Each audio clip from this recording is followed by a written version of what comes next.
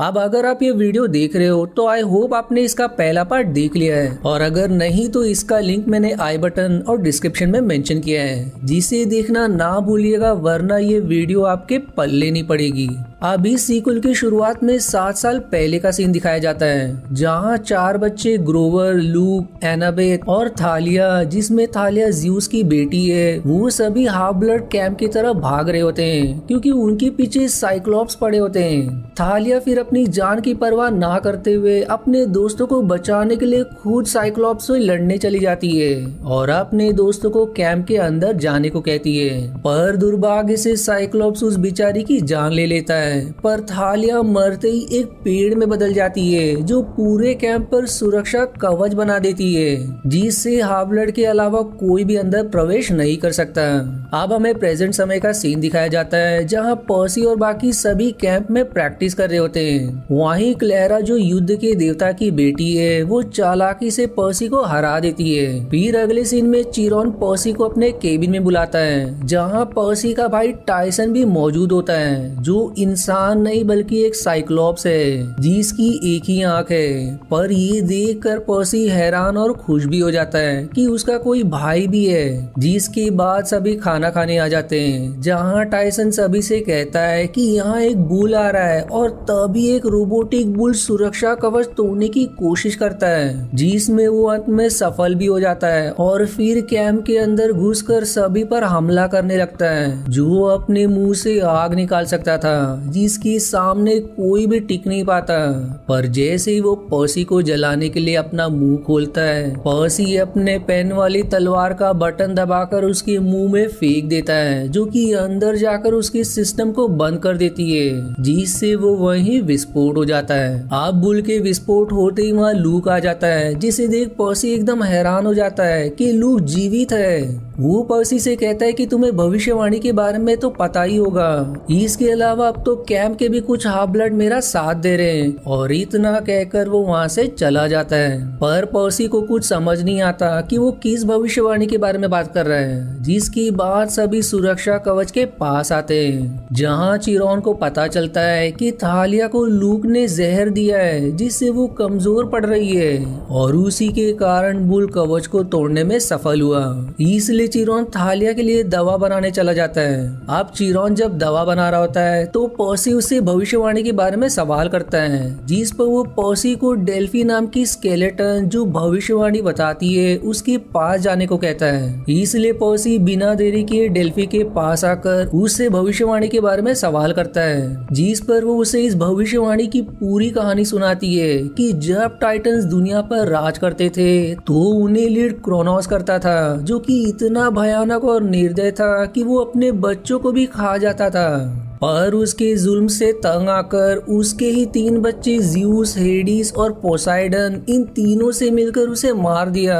और उसके शरीर के हिस्सों को एक ताबूत में बंद कर दिया। लेकिन क्रोनोस वापिस आएगा, जो ओलंपिस और सारी दुनिया से अपना बदला लेगा, पर इस बार भी उसे ज़्यूस या फिर पोसाइडन के ही बच्चे मार सकते हैं। पर इसके लिए उन दोनों के बच्चों को आपस में लड़ना होगा, और जो उसमें जीतेगा वही क्रोनोस को हराकर या तो दुनिया को बर्बाद करेगा या फिर आबाद करेगा। जो जानकर पर्सी हैरान हो जाता है कि अब उसे लूक से लड़ना होगा, और इसी भविष्यवाणी के बारे में वो कह रहा था। इधर एनाबेथ और ग्रोवर कैंप के लीडर मिस्टर डी के पास आते हैं और उन्हें एक जादुई ऊन की चादर दिखाकर कहते हैं कि यदि हम इसे थालिया के ऊपर रख दे तो वो बिल्कुल ठीक हो जाएगी और सुरक्षा कवच भी पहले जैसा हो जाएगा। लेकिन मिस्टर डी उनसे कहते हैं कि वो चादर अभी बर्मुडा ट्रायंगल के आसपास है और वहाँ जाना खतरा से खाली नहीं है। लेकिन वो दोनों नहीं मानते, जिसके बाद मिस्टर डी पूरा क्रेडिट खुद लेकर सभी हाबलेट से कहते हैं कि थालिया को बचाने के लिए हमें जादुई चादर की जरूरत है, जो कि हमें बर्मुडा ट्रायंगल के आसपास मिलेगी, और उसकी रक्षा एक साइक्लॉप्स कर रहा है, जिसे खाने में सैटिर बहुत पसंद है। इसलिए मिस्टर डी क्लेरा और एक सैटिर को वो चादर लाने भेज देता है, जो देख ग्रोवर बहुत खुश हो जाता है कि वो बच गया। फिर अगले दिन पर्सी और एनाबेथ दोनों ग्रोवर के पास आकर कहते हैं कि हमें किसी भी तरह उस चादर को पाना होगा क्योंकि उसके पीछे लूक भी पड़ा है जिसकी मदद से वो क्रोनोस को जीवित करना चाहता है। इसलिए ये तीनों भी चादर लाने निकल जाते हैं और तभी उनके पीछे टाइसन भी आ जाता है जो उनके साथ चलने की जिद करने लगता है। लेकिन एनाबेथ को साइक्लोप्स पसंद नहीं होते क्योंकि इन साइक्लोप्स ने थालिया को मारा था। इसलिए वो टाइसन के ऊपर एक जादुई स्प्रे मारती है जिससे उसके चेहरे पर 2 आंखें आ जाती है जिसके बाद सभी आगे बढ़ने लगते हैं और जल्दी वहां पहुंचने के लिए 3 बहनें जो कि जादुई टैक्सी चलाती है उससे लिफ्ट मांगते हैं ताकि वो उन्हें फ्लोरिडा ले जा सके। आप सभी उस टैक्सी में सवार हो जाते हैं पर ये देखकर वो घबरा जाते हैं कि उन तीनों बहनों के पास तो आंखें ही नहीं है, बस एक आंख है जिसे एक समय पर एक ही बहन लगा सकती है। वो बहनें फिर भी उन्हें जैसे तैसे करके वॉशिंगटन ले जाती है पर वहां से आगे जाने के लिए पर्सी और बाकियों के पास पैसे नहीं होते इसलिए वो उन्हें बीच रास्ते में ही वहीं उतार देती है जिसके बाद वो सभी पैदल ही आगे बढ़ने लगते हैं। पर तभी लूक और उसके हाफ ब्लड साथी उन पर हमला कर देते हैं और ग्रोवर को अपने साथ ले जाते हैं क्योंकि चादर की रक्षा साइक्लोप्स कर रहा है जिसे सैटिर पसंद है इसलिए वो ग्रोवर का सौदा चादर से करना चाहते हैं। पर पर्सी उसे बचाने की बहुत कोशिश करता है पर वो बेचारा उसमें असफल रहता है इसलिए लूक का पता लगाने वो सभी होमिस के दुकान पर आते हैं जो हाफ ब्लड के किसी भी सामान को पैसों के बदले अंडरवर्ल्ड या फिर ऐसी किसी जगह पहुंचाने का काम करता है। वो सभी अब उन्हें लूक के प्लान के बारे में बताकर उसका पता पूछते हैं जिस पर वो उन्हें लूक का पता बताकर एनाबेथ को हवा निकालने वाली बोतल और पर्सी को किसी भी चीज को गायब कर देने वाला टेप देता है जिसके बाद सभी ग्रोवर को बचाने निकल जाते हैं। आप सभी हमीज की बताई हुई जगह पर पहुंच जाते हैं पर दुर्भाग्य से लूक एक जहाज पर सवार समुद्र में उतर चुका होता है इसलिए फिर टाइसन अपने पिता से मदद मांगता है और उसके ऐसा कहते ही समुद्र में रहने वाला बहुत ही खूबसूरत घोड़ा वहां आ जाता है जो उन्हें अपने ऊपर सवार करके लूक की बोट के पास ले जाता है जिसके बाद सभी बोट पर चढ़ जाते हैं। पर तभी उनके आने की भनक एक भयानक क्रीचर को लग जाती है जो अब उनके पीछे पड़ जाता है जिससे बचते हुए वो लूक के ही पास आ जाते हैं। पर्सी भी अब उससे ग्रोवर के बारे में सवाल करता है जिस पर लूक कहता है कि तुम उसकी चिंता मत करो, उसे जहाँ होना चाहिए था मैंने उसे वहीं भेज दिया है और अब तो मेरे साथ ही वो चादर लेकर आते भी होंगे। जो सुनकर पर्सी और बाकी घबरा जाते हैं। फिर लूक उन्हें क्रोनोस का ताबूत भी दिखाता है जिसे वो चादर की मदद से जीवित करने वाला है और इतना रिवील करने के बाद लूक के साथ ही उन्हें बोर्ड के जेल में बंद करवा देते हैं। आप जेल में पर्सी और बाकी बाहर निकलने के बारे में सोचने लगते हैं कि तभी पर्सी को होमिस का दिया हुआ टेप याद आता है पर उनका बैग जेल के बाहर रखा होता है इसलिए पर्सी अपनी शक्तियों से समुद्र में तूफान ले आता है जिससे जैसे ही बैग जेल के दरवाजे के नजदीक आता है एनाबेथ उसे सही समय पर पकड़ लेती है और पर्सी उस टेप को जेल के दरवाजे पर लगा देता है जिससे दरवाजा ही गायब हो जाता है जो देखकर वो सभी खुश हो जाते हैं। पर इसके बाद वो लाइफ बोट की मदद से बाहर निकलने ही वाले होते हैं कि तभी उन पर लूक और उसके साथी हमला कर देते हैं। अब एनाबेथ और टाइसन जैसे तैसे करके लाइफ बोट पर सवार हो जाते हैं जहाँ एनाबेथ हर्मिस का दिया हुआ बोतल को खोलती है जिसकी हवा से लाइफ बोट भी हवा की रफ्तार से चलने लगती है और पर्सी भी समुद्र की लहरों पर खड़े होकर लाइफ बोट की तरफ आता है पर लूक भी उन लहरों पर खड़ा हो जाता है लेकिन पर्सी उसे दूर फेंक देता है जिसके बाद सभी लाइफ बोट से आगे बढ़ने लगते हैं। पर आगे बढ़ते ही एक और नई मुसीबत उनके सामने आ जाती है क्योंकि समुद्र के खतरनाक शार्क्स उन्हें घेर लेते हैं जो उन्हें बर्मुडा ट्रायंगल के बीच ले आते हैं। फिर पर्सी अपने शक्तियों से शार्क्स को भगाने की कोशिश करता है लेकिन उसकी शक्तियां काम नहीं करती क्योंकि बर्मुडा ट्रायंगल पर पोसाइडन का भी नियंत्रण नहीं है और चारों तरफ से शार्क से घिर जाने के कारण वो सभी बर्मुडा ट्रायंगल के बीच में गिर जाते हैं जो कि एक बहुत ही विशाल क्रीचर का पेट होता है। अब वहाँ उन्हें क्लेरा भी दिखाई देती है जो खुद अपनी जहाज के साथ यहाँ फंस गई है। पर्सी अब उससे कहता है कि तुम्हारी जहाज युद्ध लड़ने वाली है इसलिए हम इसकी गन्स का प्रयोग करके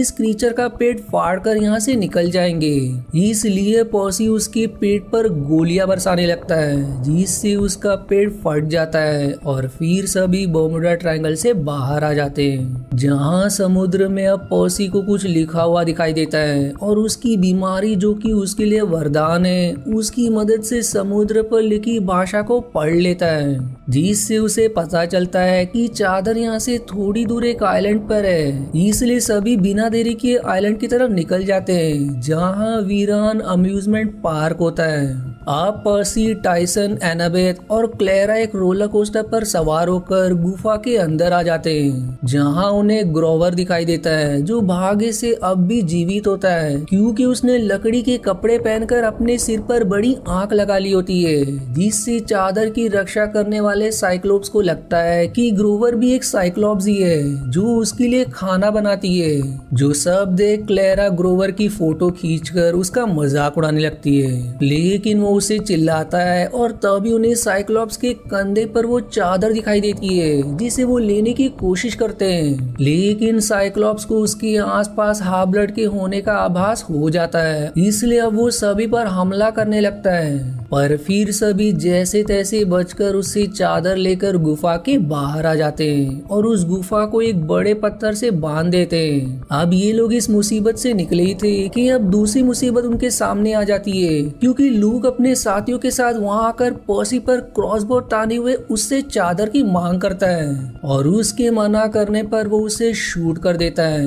लेकिन बीच में टाइसन आ जाता है और तीर लगने के कारण वो बेचारा सीधे नीचे पानी में गिर जाता है, जिसे देख सभी एकदम दुखी हो जाते हैं। अब लूक चादर लेकर सभी को रस्सी से बांध देता है और फिर चादर को क्रोनोस के ताबूत पर रख देता है, जिससे वो धीरे धीरे जीवित होने लगता है। लेकिन फिर पर्सी अपनी पेन वाली तलवार से रस्सी काटकर लूक और उसके साथियों से लड़ने जाता है, पर जैसे ही लूक पर्सी को मारने वाला होता है टाइसन वहां आकर लूक को दूर फेंक देता है। फिर टाइसन पर्सी से कहता है कि पोसाइडन का बेटा होने के कारण पानी ने मुझे फिर से जीवित कर दिया, जिसे देख पर्सी खुशी से उसके गले लग जाता है। पर तब तक ताबूत से क्रोनोस के शरीर के छोटे छोटे टुकड़े निकलने लगते हैं जो सभी जुड़कर पूरी तरह से विशाल क्रोनोस बन जाते हैं। इसलिए अब लूक दावा करता है कि मैंने आपको जीवित किया है, आप अपना बदला सभी से ले सकते हो। लेकिन क्रोनोस इतना क्रोधित होता है कि वो लूक को ही खा जाता है, जो देख बाकी भी घबरा जाते हैं और फिर क्रोनोस सभी पर हमला करने लगता है, जिसके बाद वो ग्रोवर को भी खा जाता है। पर अब पर्सी अपनी तलवार से उसका